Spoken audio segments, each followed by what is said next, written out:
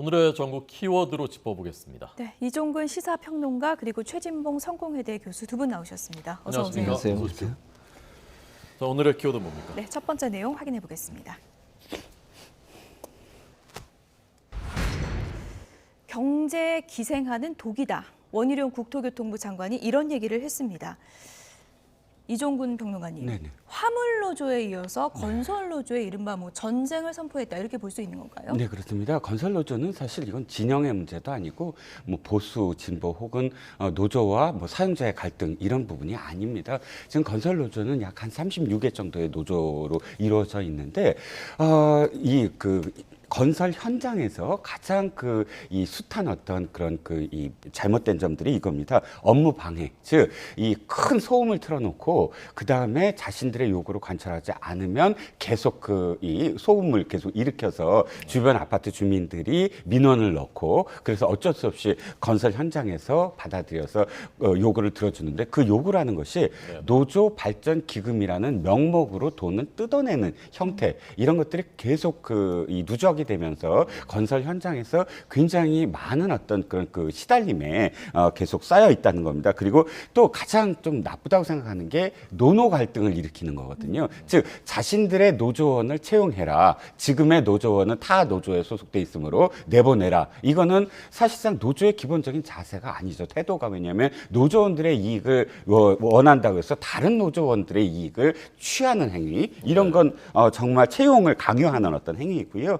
장비 사용 강요도 있습니다. 이 크레인을 사용해라라는 그러니까 자신들의 어떤 장비를 사용해라. 이건 사실 공정거래법에도 위반되고요. 그래서 작년 10월부터 지금까지 법 위반이나 이런 사례를 보면 103건에 달하고 이건 국민들로 하여금 건강한 노조조차도 노조는 안 돼. 이런 어떤 인식을 심어주게 되므로 사실상 건설노조는 제대로 어떤 방향으로 계도를 하거나 혹은 법 위반은 이제 철저하게 단속을 해야 된다라는 목소리를 원희룡 장관이 아마도 받아들인 것 같습니다. 네.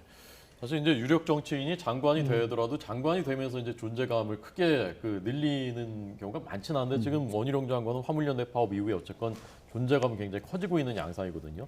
최근에 행보 발언 어떻게 평가하십니까? 일단 저는 노조에 대해서 독이다 이런 표현을 쓰는 건 부적절하다고 생각해요. 그러니까 노조에서 문제가 있어서 그런 문제에서 바로잡겠다 이거는 그렇게 얘기할 수 있다고 저는 봅니다. 예컨대 노조가 불법적인 행동을 하거나 아니면 법에 어긋나는 행동을 했으면 그건 당연히 저는 조사하고 처벌받아야 된다고 생각해요. 네. 다만 모든 노조를 독이라고 얘기하는 거는 너무 지나친 표현이다 저는 이렇게 보고요. 그래서 이거는 노조가 자율적으로 잘 노조를 운영하는 것 자체에 대해서는 인정하고 다만 불법적인 행동이나 아니면 잘못된 행동을 했을 경우에 거기에 대해서는 법적으로 적법한 절차를 통해서 문제가 있는 부분을 바로잡으면 된다고 생각합니다. 다만 이제 말씀하신 원희룡 장관 같은 경우는 정치인이 이제 장관이 된 케이스 아니겠습니까? 또 본인이 예전에 대선에 예비 후보로 나와서 뛰시기도 하셨고요.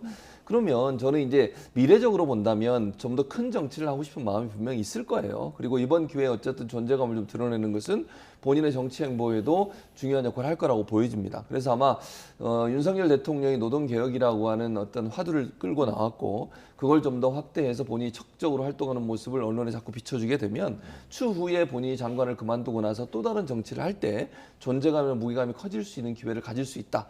그런 점에서 좀 더 적극적으로 발언하고 적극적으로 행동하고 또 윤석열 대통령과의 코드를 맞추는 모습을 보이는 게 아닌가 그렇게 보여집니다.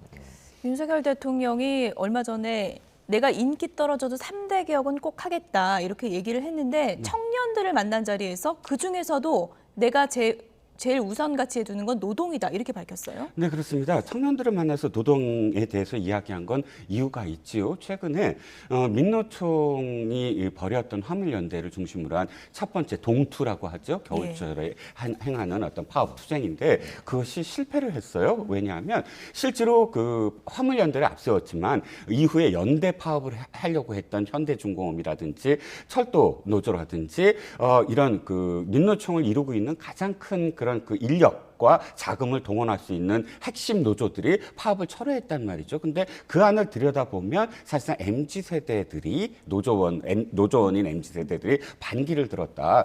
그 안에 사실 여러 가지 어떤 이야기들이 나오지만 왜 우리가 정치 투쟁을 해야 되느냐. 우리는 우리의 권리와 우리의 이익을 위해서 노조가 존재한다고 생각한다. 이런 흐름들이 MZ세대 노조원들에 있었다라는 것이에요. 그래서 지금 모든 노조가 그렇다고 해서 다 건강하거나 노조라면 무조건 선하다. 이건 아니지 않습니까? 그러니까 건전한 어떤 노조 활동을 보장하기 위해서라도 지금까지 그렇지 아니한 노조 활동에 대해서 관행이라는 이름으로 그냥 놔두지 말고 거기에 대해서 개혁을 해보자라는 게 윤 대통령의 생각이라면 또 그런 생각을 사실상 실천하고 또 그 생각에 동조할 수 있는 새로운 세대들에게 공감대를 형성하려고 사실 그 청년들에게 노동개혁을 제일 먼저 말씀하시지 않았나 싶습니다. 네.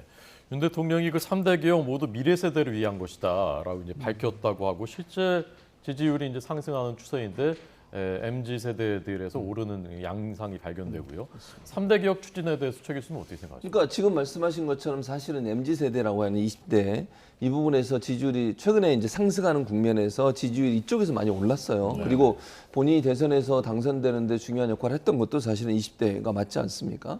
그러다 보니까 이 세대를 중심으로 해서 좀 더 정책적을 하려고 하는 것 같아요. 그러니까 이게 사실 개혁이라고 하는 부분이 들어가는 것은 다 지금 성장하고 있는 세대, 그러니까 기성 세대를 바톤을 이어받아서 다음 세대를 이끌어갈 사람들에게 직접적인 영향을 미치는 구조예요. 그러니까 뭐 노동 관련된 문제도 그렇고 연금 관련된 문제도 그렇고 이건 사실 민감하잖아요. 네. 젊은 세대들 입장에서는 노동 관련해서 본인의 일자리 문제가 논란이 거론이 될 수 있겠고요. 연금 관련해서도 본인들이 열심히 연금 낸데 나중에 못 받는 상황이 되는 것에 대한 불만이 있을 수 있거든요. 그래서 이제 이런 부분들을 좀 더 강조하는 것은 젊은 세대의 지지를 좀 더 강하게 얻어서 본인의 지지율을 끌어올리는 중요한 수단으로 활용하시는 건데 좀 저는 안타까웠던 부분은 이런 거예요. 물론 젊은 세대가 갖고 있는 불만들을 잘 해소하는 거 중요하다고 생각합니다. 다만 함께 성장해가는 방법이 필요하다고 저는 봐요.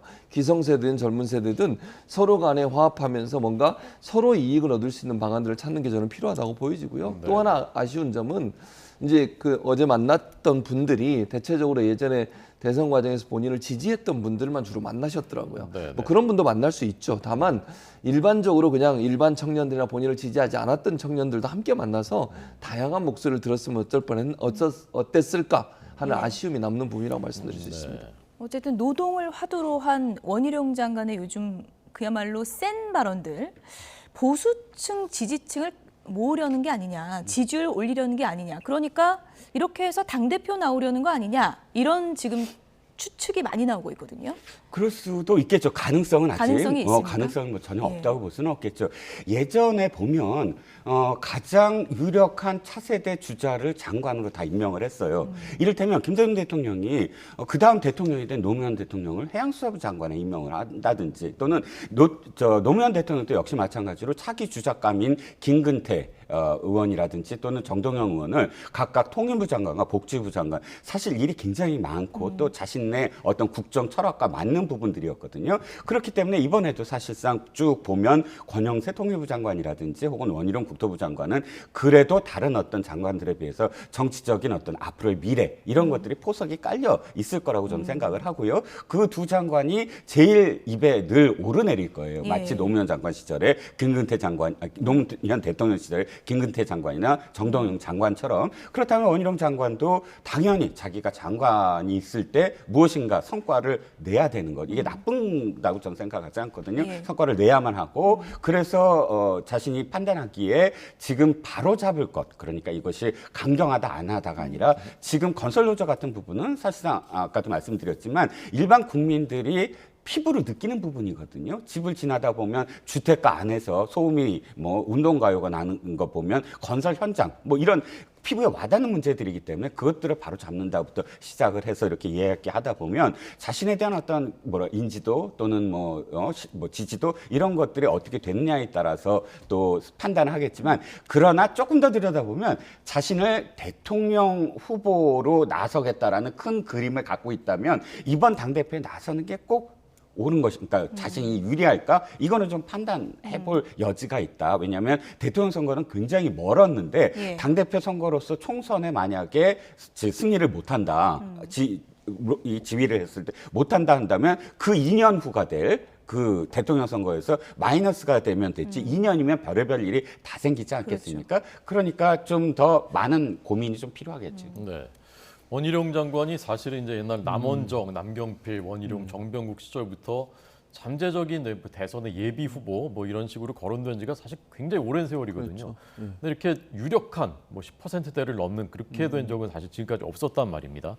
지금 원희룡 장관 이후에 유력한 대선 주자로 발돋움할 가능성이 어느 정도 있다고 생각하십니까? 원희룡 장관은 충분히 가능성이 있죠. 현재 사실 뭐 물론 나중에 시간이 좀 많이 남아 있어서 추후에 어떤 인물들이 또 나올 수는 있겠지만 현재로서는 오세훈 시장, 그다음 원희룡 장관, 그리고 뭐 잠재적으로 한동훈 장관 이 정도가 거론이 되고 있지 않습니까? 네. 대권 분들 후보에. 섭섭하실 것 같은데. 뭐 그럴 수도 있을 것 같은데 현재로서는 그렇다는 말씀을 드리고요. 근데 아까 말씀드린 것처럼 시간이 워낙 많이 남아 있어서 어떤 변수가 있을지 몰라요. 아무도 그런 상황이기 때문에.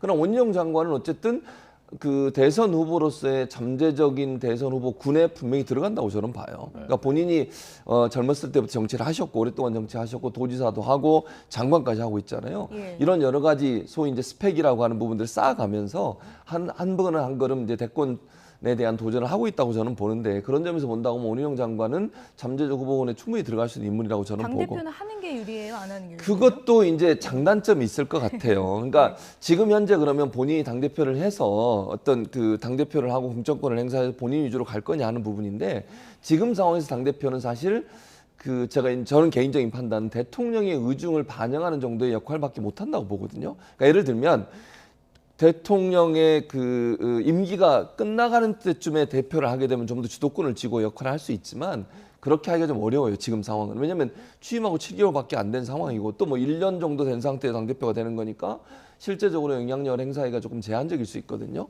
그런 점에서 본다면 지금 당대표를 하는 게 대권에 꼭 중요하게 영향을 미친다 이렇게 보기는 어렵다고 저는 보기 때문에 예. 그거는 선택의 영역이지만 제가 볼 때는 그렇게 뭐 대표를 해야 되겠다는 적극적인 입장을 취하지는 않을 거라고 저는 봅니다, 개인적으로. 왜냐하면 이게 독이 될 수도 있어요, 잘못하면. 예. 그래서 제가 볼 때는 장관의 역할을 잘 하는 것도 어찌 보면 대선으로 가는 중요한 하나의 디딤돌을 만드는 과정이다. 이렇게 판단할 가능성이 높다고 봅니다. 1월에 뭐 개각이 지금 중폭 개각이 예상이 되고 있는 상황이어서 개각 명단에 누가 들어가나 보면은 알 수 있는 부분이겠네요. 네, 그렇습니다. 네. 일단 개각하고 또 이 청와대 대통령실 개편과 맞물려서 각각 중편이라고는 하지만 굉장히 큰 폭이라고, 그러니까 예. 대통령실까지 포함하면 그렇게 예상이 되고요.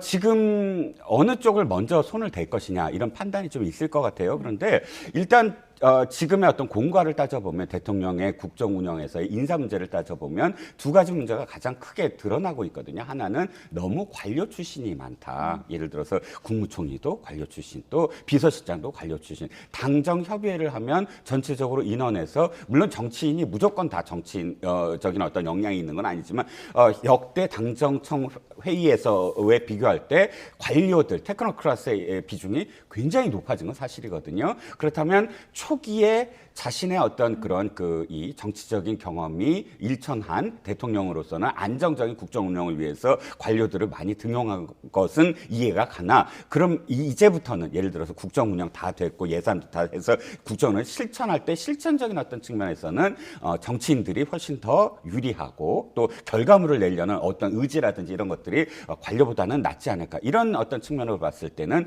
기존의 정치인들보다는 관료들이 많이 바뀌지 않을까라는 또 전망도 해봅니다. 네. 자, 원희룡 장관님 저희가 궁금한 게 많고요. 또 이렇게 원 장관의 하신 일에 대해서 비판적으로 보시는 또 시각도 있으니까 저희 뉴스라이브에 한번 나오시면 자세하게 물어보도록 하겠습니다. 자, 이 한동훈 장관 이제 항상 그 정치 얘기 나올 때마다 이제 한 그 중요한 변수를 넘어 상수입니다. 윤여준 정치 책사죠. 예. 한동훈 장관에 대해서 뭔가 발언을 했다고 하는데 먼저 한번 들어보겠습니다. 우리 정치권에서 좋은 의미로든 나쁜 의미로든 스타가 됐던 핫했던 사람을 꼽자면 언론의 반응으로 볼 때는 한동훈 법무장관 아닌가요? 1등은 한동훈. 예. 한동훈 장관의 뭐라 그럴까요? 그 단결하고 명료한 자기 논리, 그 자기 생각이 있더라고요, 분명한. 어허. 그 자기 생각을 간명한 논리화하는 능력도 있어요. 그렇죠? 그 전달력이 좋죠. 짧고 임팩트가 효과가 있잖아요. 예. 정치는 할 것 같습니까? 저는 정치하지 말라고 충고하고 싶은 사람입니다. 적재적소라고 보면 정치할 사람은 아니라고 보고, 그러니까 괜히 좋은 인물 하나를 다른 쪽으로 갔으면 그죠? 크게 성장하고 나라에도 기여할 수 있는 그런 인물이 정치권에 들어서 망가지는 건 저는 하지 말자는 거예요. 소질이 있어 보이면 얼마든지 하라고 제가 권하겠지만 제가 볼 적에는 정치에 소질이 있어 보이진 않고 네. 말은 참 잘하는데 정치는 소질이 없다는 게 무슨 말인가요? 아니 그러니까 애정 어린 어떤 그런 그 전망을 하신 것 같아요. 네. 앞에 부분에서는 좀 굉장히 말도 조리 있게 하고 또 적확한 어떤 순간순간 포인트를 잡고 사실 그게 근데 정치인으로서는 가장 큰 소양 아닌가요? 간결하게 사람들한테 소통할 수 있는 능력 그것만 있다면 정말 지지율이 굉장히 오를 수 있는 그런 그 역량인데 네. 그런 역량은 있대 그러나 정치에 소질이 없다. 이거는 사실 그 역량만 있는 건 아니거든요. 정치인은 협상도 해야 되고 또 비판을 받더라도 그 비판에 대해서 수용을 하면서 포용하는 능력 그리고 리더십 그야말로 5명이 있던 10명이 있던 100명이 있던 자기의 세를 형성할 줄 아는 그런 이 역량이 정치인의 첫 번째 역량일 것 같아요. 5글자로 내 편 만들기 이렇게 표현하더라고요. 그런데 실제로 한동훈 장관에 있어서 내 편 만들기에 어떤 소질이 있을까? 이런 부분들은 어쨌든 의문이 갈 수 있는 부분이 있거든요. 우리가 한동훈 장관한테 열망할 수 있는 건 한동훈 장관 개인이라기보단 현 지금 정치권이 너무 기득권화되고 늘 초선이라도 초선답지 않은 어떤 모습들이 보이기 때문에 신선함 뭐 이런 것들이 주목받게 하는 것이라고 생각을 한다면 윤여준 전 장관의 어떤 표현은 앞으로 좀 더 그 소질을 개발하고 또 드러낼 때 정치인으로서 나올 수 있는 어떤 포인트가 아니냐. 정치는 하지 마가 아니라 그런 소질을 좀 더 개발하라라고 들을 수도 있는 대목이라는 거죠. 하지 말라 그랬는데 해석은 다르게 하시니까 저는 잘 모르겠습니다. 네. 크게 성장하고 나라에도 기여할 수 있는 인물인데 정치는 안 맞으니까 하지 말라. 이제 장관은 이미 했는데 뭘 해야 됩니까? 이제 한동훈 장관. 그러니까요. 장관하고 나서 이제 그럼 변호사밖에 없는 것 같은데 제 개인적인 생각은. 근데 이제 저는 윤여준 전 장관이 그렇게 얘기했던 이유를 저는 이렇게 해석해요. 정치인은요. 그 감정 표현을 너무 막 격하게 하거나 급하게 하면 안 돼요. 네, 절대로. 예. 근데 지금 한동훈 장관은 물론 본인이 맞다고 생각해서 이렇게 막 얘기를 하시는데 국회에서 답변하는 내용이라고 막 감정적으로 대응을 하잖아요. 국회의원이 질의한 내용에 대해서 막 같이 싸우고 막 이런 모습을 보여요. 이건 정치인으로서는 바람직한 모습은 아니라고 저는 소질이 생각해요. 없군요, 그러니까. 뭐 저도 개인적으로 그렇게 생각해요. 그러니까 그 한동훈 장관은 그런 모습을 바꿔야 된다는 얘기를 하는 거예요. 만약에 본인이 정치를 하고 싶으시면 넓은 마음을 가져야 되고 특히 만약에 정말 대권까지 꿈꾸는 분이라면 이미지를 그렇게 가져가시면 안 돼요. 좀 예를 들면 여유 있게 답변하고 논리적으로 답변을 해야지 언성을 높이거나 뭐 뭘 걸겠습니까? 나는 장관직을 걸겠습니다. 이런 표현들은 국민들한테 어필이 되기가 어려워요. 그건 뭐 지지자들을 속 시원하게 해주고 그분들에게 뭔가 시원한 사이다의 발언은 될 수 있겠지만 이 정치인의 이미지로서는 저는 바람직하지 않다고 봅니다. 아마 윤여준 전 장관도 그런 의미로 얘기했던 것 같아요. 그러니까 지금 현재 맡고 있는 일에 대해서는 뭐 잘하고 그런 부분에서는 칭찬을 하지만 정치를 한다고 하는 것은 정말 산전수전 다 겪고 여러 가지 상황에서도 잘 대처할 수 있는 능력을 갖춰야 되는데 그런 부분에서 아직 자질이 부족하다고 얘기한 걸 보면 정치라고 하는 개념이라고 하는 것이 다양한 상황에서 어떤 상황에서든 감정이 적극적으로 드러나지 않은 상태에서도 논리 정연하게 상대방의 논리를 무너뜨리면서 본인의 주장을 하고 국민적 공감대를 얻어낼 수 있는 그런 모습의 이미지가 필요한 건데 그런 부분이 좀 부족한 게 아닌가 이렇게 지적한 것으로 생각합니다. 네. 예. 소질이 있는지 없는지는 이제 보시는 시청자분들께서 각자 판단을 하실 걸로 보고요.